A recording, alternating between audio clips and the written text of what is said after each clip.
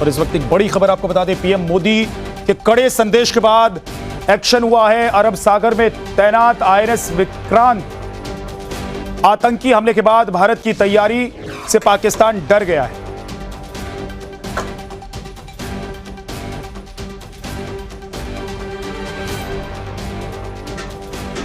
आतंकी हमले के बाद भारत की तैयारी से पाकिस्तान डरा हुआ है और बड़ी खबर यह है इस वक्त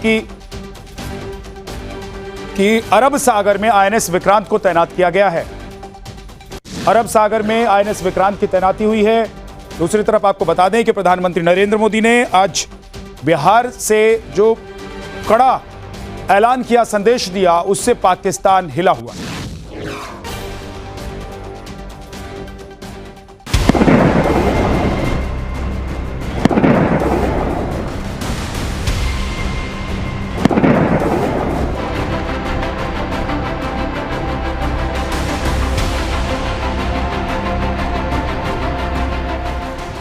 और इस हमले की साजिश रचने वालों को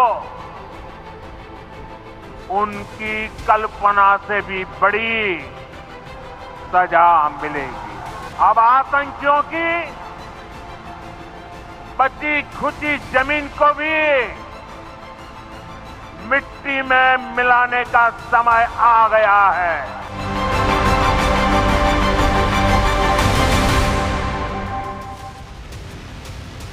नमस्कार, आपके साथ मैं हूं विद्यानाथ झा। पहलगाम अटैक के बाद पूरा देश गम और गुस्से की आग में उबल रहा है।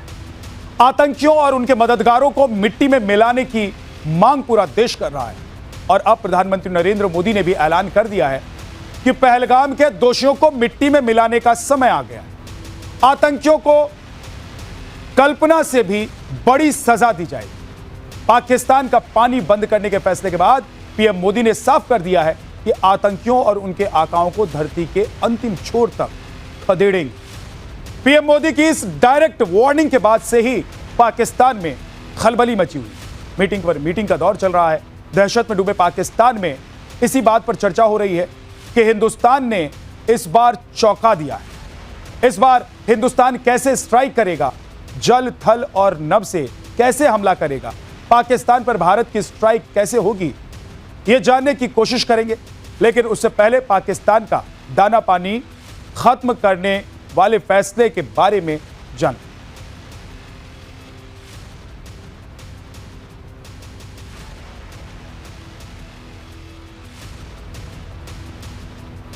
तो पहलगाम हमले के बाद भारत ने जो कदम उठाए हैं उनसे सबसे बड़ा फैसला क्या क्या है वो आपको बता देते हैं। देखिए, सिंधु जल समझौते पर रोक लगाना सबसे बड़ा फैसला है।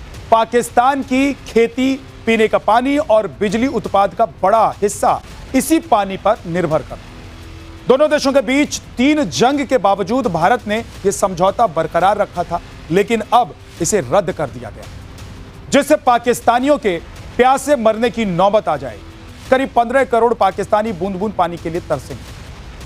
पाकिस्तान के पंजाब और सिंध में पानी के लिए हाहाकार मच जाएगा। कराची, लाहौर और मुल्तान जैसे बड़े शहरों में पीने के पानी का संकट हो जाए। सिंधु जल समझौता रद्द होने से पाकिस्तान की 80% खेती पूरी तरह से चौपट हो जाए। पाकिस्तान की नेशनल इनकम में 23% शेयर कृषि सेक्टर का है और खेती चौपट होने से दाने दाने के लिए पाकिस्तान मोहताज हो गया। भूखमरी की नौबत आ सकती है वहां। सिंधु जल समझौता रद्द होने से पाकिस्तान के बिजली उत्पाद में 50% तक की कमी आ जाएगी। पाकिस्तान के मंगल, तारबेला हाइड्रो प्रोजेक्ट डैम को पानी नहीं मिलेगा और बिजली उत्पादन क्षमता पाकिस्तान का कम हो जाएगा और पानी नहीं मिलने से हाइड्रो पावर प्रोजेक्ट जो है वो ठप हो जाएगा। फिर बिजली की कमी से पाक में कई हिस्सों में ब्लैकआउट की नौबत तक आ जाए। पावर कट से औद्योगिक उत्पादन और उत्पाद तो गिरेगा ही, रोजगार का संकट भी बढ़े। अब रक्त और पानी दोनों साथ नहीं बहेगा। मैं ये मानता हूँ कि पाकिस्तान के लिए सबसे कड़ा संदेश है और निश्चित ही इसके चलते हुए पाकिस्तान की आर्थिक रूप से कमर जो है वो टूटने वाली है। सिंधु जल समझौता रद्द करने के भारत के फैसले के बाद पाकिस्तान से गीदड़ भभकियां भी आनी शुरू हो चुकी हैं। पाकिस्तान के पूर्व राजनयिक और नई दिल्ली में उच्चायुक्त रहे अब्दुल बासित ने तो यहां तक कह दिया कि अगर सर्वाइवल की बात आ जाएगी और पानी नहीं बचेगा तो फिर खून की नदी बहेगी।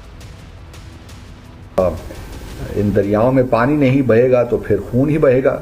फिर तो आप समझ लीजिए कि पाकिस्तान इसका क्योंकि जो ये तो सर्वाइवल की जंग हो जाएगी ना, तो फिर आप सोचिए कि हम क्या करेंगे। और ये भी याद रखिए कि पाकिस्तान कोई 1971 का ये पाकिस्तान नहीं है जिसमें आप साजिशें करके पाकिस्तान को नुकसान पहुंचाएंगे। ये 1998 के बाद का पाकिस्तान है और इस पाकिस्तान के पास अल्लाह ताला ने अल्हम्दुलिल्लाह बहुत कुछ दिया हुआ है और हम बहुत कुछ कर भी सकते हैं।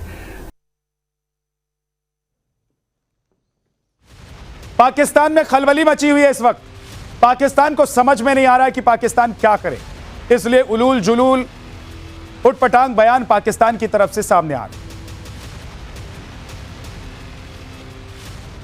भारत के एक्शन के बाद पाकिस्तान में किस कदर खलबली मची है वो आपने देखा। अब लश्कर तैयबा के सरगना हाफिज सईद का एक पुराना वीडियो आपको दिखाते हैं जिसमें वो सिंधु जल समझौता रद्द होने की चर्चा कर रहा है, बात कर रहा है और कैसे बिलबिला रहा।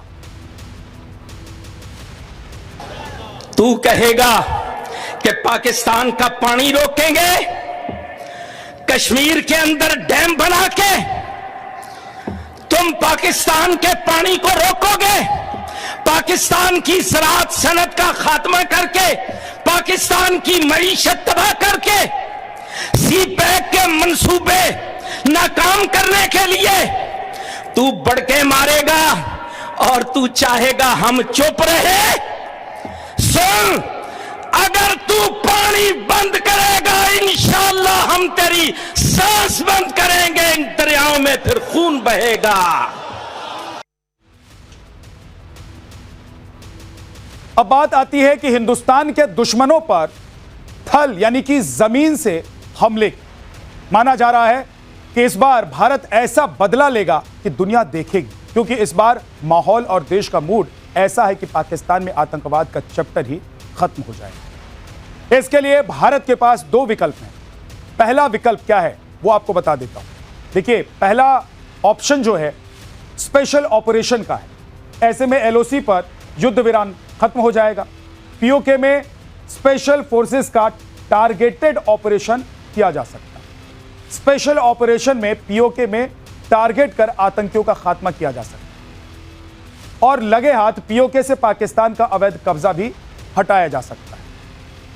दूसरा ऑप्शन है लिमिटेड वॉर का, जिसमें भारत की तीनों सेनाएं आर्मी, नेवी, एयरफोर्स आतंक के खात्मे के मिशन के साथ पाकिस्तान पर अटैक करें।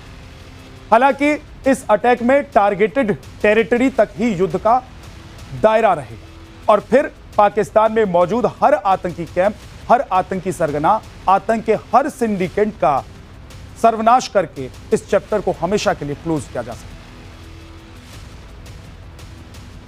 जिन्होंने ये हमला किया है उन आतंकियों को और इस हमले की साजिश रचने वालों को उनकी कल्पना से भी बड़ी सजा मिलेगी। सजा मिलकर के रहेगी।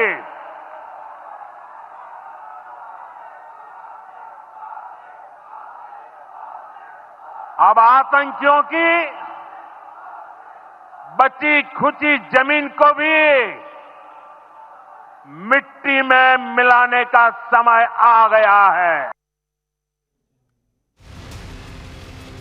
पीएम मोदी ने भी ऐलान कर दिया है कि पहलगाम के गुनहगारों को पाताल में ढूंढकर मारेंगे। अब सवाल है कि इस बार पाकिस्तान को धूल चटाने के लिए, उसका फुल एंड फाइनल इलाज करने के लिए भारतीय सेनाएं किन हथियारों, किन यूनिट्स का इस्तेमाल कर सकती, वो भी आपको बताते हैं। आर्मी की बात करें तो सेना की 15 कोर श्रीनगर और 16 कोर जम्मू की विक्टर फोर्स, जो कि कश्मीर में आतंकवाद विरोधी अभियानों में एक्सपर्ट है, ये ऑपरेशन में शामिल हो सकती है। एयरफोर्स से मिराज 2000, राफेल और सुखोई 30 MKI जेट्स के साथ ड्रोन जैसे हेरोन और सर्चर का इस्तेमाल हो सकता है। I say to the whole world, India will identify, track and punish every terrorist and their backers. We will pursue them to the ends of the earth. इस वक्त की बड़ी खबर आपको बताते हैं। पीएम मोदी की डायरेक्ट वार्निंग के बाद पाकिस्तान में खलबली मची हुई है। शहबाज शरीफ ने आर्मी चीफ आतंकियों और नेताओं के साथ बैठक की है। नवाज शरीफ भी लंदन से पाकिस्तान के लिए रवाना हो गए, यानी कि पाकिस्तान इस वक्त डर से थर-थर कांपने लग गया है।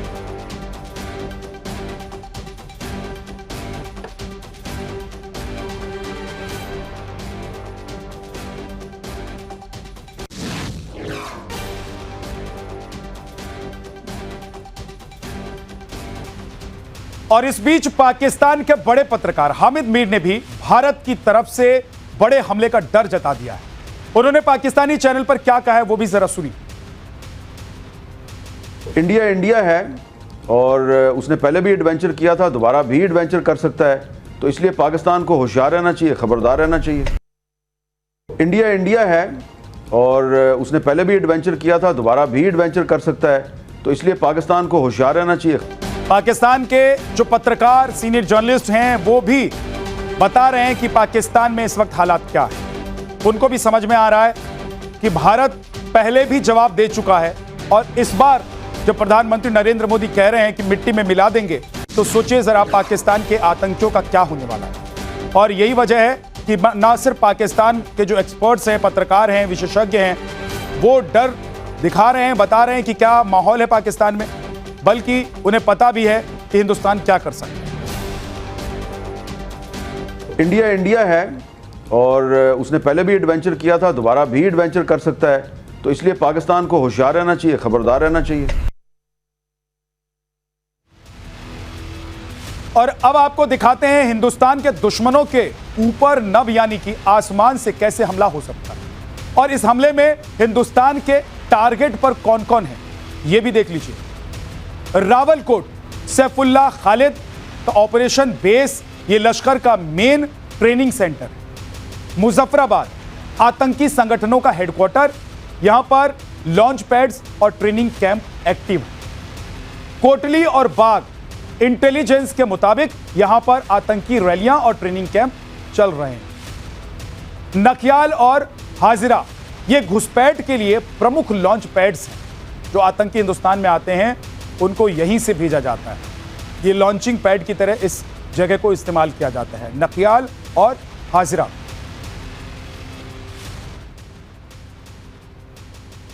और एक एक करके कैसे जल, थल और नभ यानी कि 3 दिशाओं से कैसे पाकिस्तान पर अटैक जब होगा तो पाकिस्तान का संभलना मुश्किल हो जाएगा। पाकिस्तान के आतंकी कैंप्स जो चल रहे हैं पाकिस्तान में, उनका खात्मा जब होगा तो सोचिए कि पाकिस्तान के सीने पर कैसे सांप लौट रहा होगा। और जिसे पाकिस्तान छद्म युद्ध के लिए इस्तेमाल करता है उसका पूरी तरीके से अंत हो जाएगा।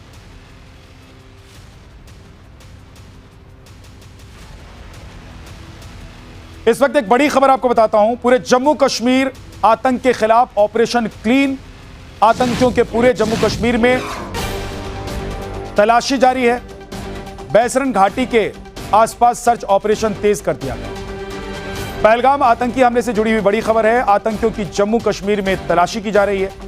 बैसरन घाटी के आसपास सर्च ऑपरेशन चलाया जा रहा है। ये वही टूरिस्ट स्पॉट है जहां पर आतंकियों ने हिंदुओं को निशाना बनाया था। अब यहां इस पूरे इलाके में, घाटी में सर्च ऑपरेशन चलाया जा रहा है और आतंकियों की तलाश की जा रही है। आतंकियों की तस्वीर सामने आ चुकी है।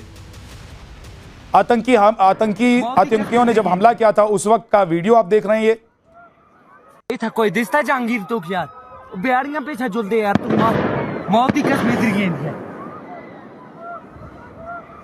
की इतना कोई दिसता जहांगीर तो यार बिहारियां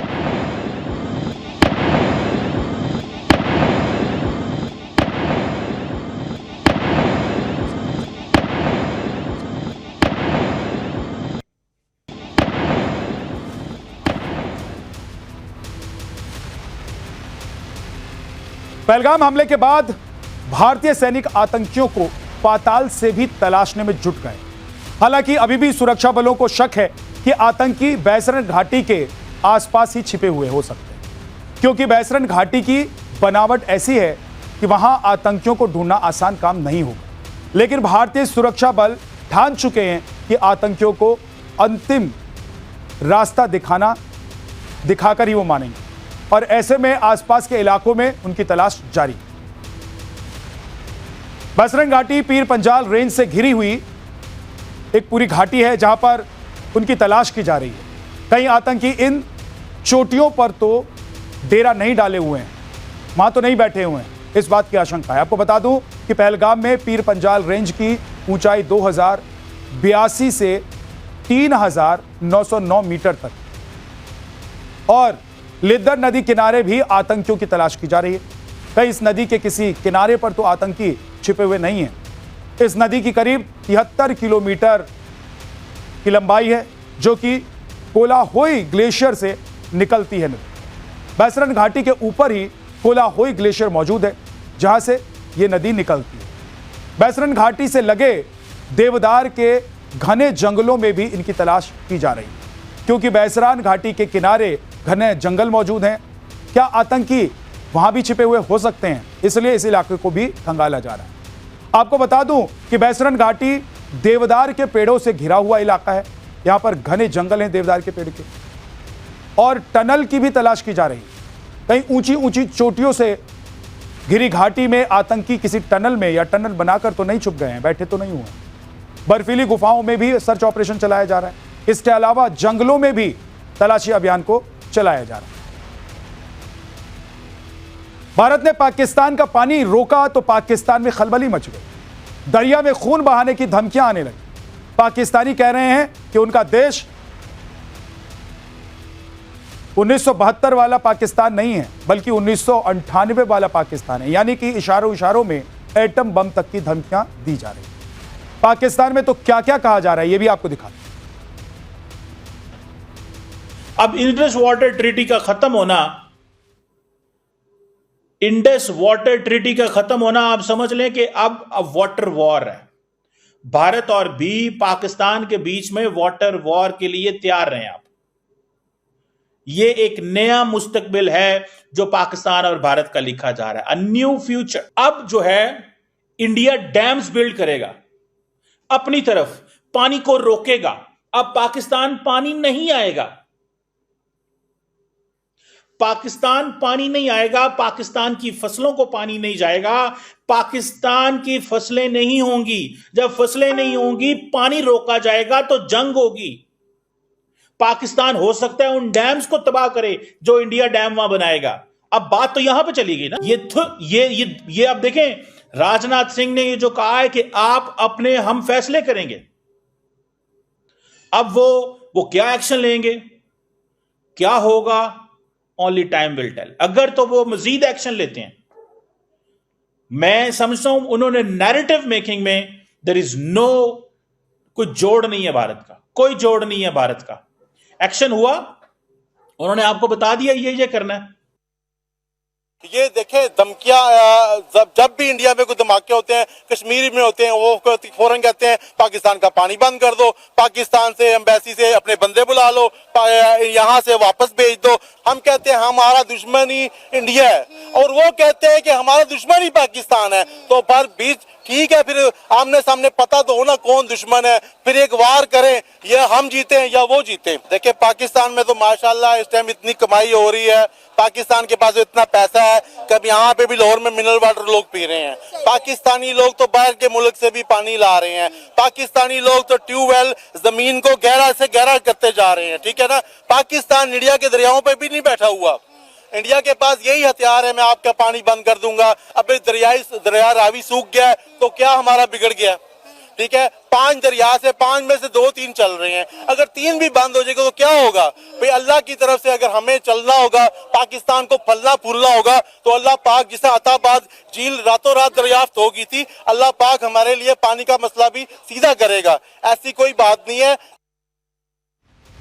इंडिया इतना हमारा एक तो दुश्मन है, अच्छा। ठीक है, बहुत बड़ा दुश्मन है। अच्छा, वो आप सब जानते हैं। क्योंकि वो चाहता ही नहीं है यहाँ की आवाम खुशहाल रहे। और क्या किया उसने ऐसा? उसने क्या नहीं किया हमारे लिए? बता दें फिर, आज जरा बात दुश्मन है। हाँ। वो इंडिया का अब तो कतरे कतरे को तरसे के मतलब इस वक्त इंडिया के पास इतनी अथॉरिटी, अगर वो चाहे तो हमें पानी में डबो दे, अगर वो चाहे तो कतरे कतरे के लिए हम तरस जाएं। लेकिन ये मामला ऐसे नहीं चलते। हम पाकिस्तान भी एक नाम है, वर्ल्ड बैंक भी जानता है, ये सब कुछ जानते हैं। इतनी जल्दी नहीं होता ये मामला। इस वक्त एक बड़ी खबर और आपको बता दें, पहलगाम हमले पर पेंटागन के पूर्व अधिकारी ने बड़ा बयान दिया है। उन्होंने कहा कि पाक आर्मी चीफ आसिम मुनीर को आतंकवादी घोषित करे अमेरिका, पाकिस्तान को आतंक प्रायोजित करने वाला देश घोषित करे अमेरिका, और आसिम मुनीर और उसामा बिन लादेन एक जैसे, ये माइकल रूबिन की तरफ से बयान दिया गया है। The only reaction that the United States should take is a formal designation of Pakistan as a state sponsor of terror and a designation of Asif Munir as a terrorist. The only difference between Osama bin Laden and Asif Munir is Osama bin Laden lived in a cave and Asif Munir lives in a palace. But beyond that, the two are the same and their end should also be the same. Michael Rubin ने यह भी कहा है कि Hamas की तरह ISI का खात्मा किया जाना चाहिए। अब भारत को पाकिस्तान की गले की नस काटने की जरूरत है। आईएसआई के साथ भारत इजराइल जैसा एक्शन ले। ये तमाम बातें माइकल रूबिन की तरफ से कही गई। Well, certainly that speech seemed to green light terror. You know, Asif Munir, General Munir said, this is like Kashmir is the jugular vein. What India now needs to do is to cut Pakistan's jugular. There's no ifs, ands, or buts. There are no shortcuts anymore. Hamas, and frankly, it's now the duty of India to do to Pakistan and to Pakistan's ISI what Israel did to Hamas. It's time to wipe out the leadership of the ISI, to treat them as a designated terror group. वक्त एक break का है, फौरन वापस लौटें।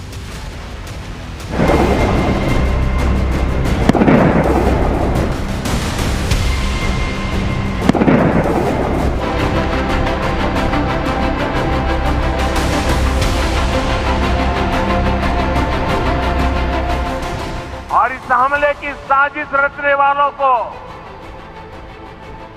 उनकी कल्पना से भी बड़ी सजा मिलेगी। अब आतंकियों की बची खुची जमीन को भी मिट्टी में मिलाने का समय आ गया है।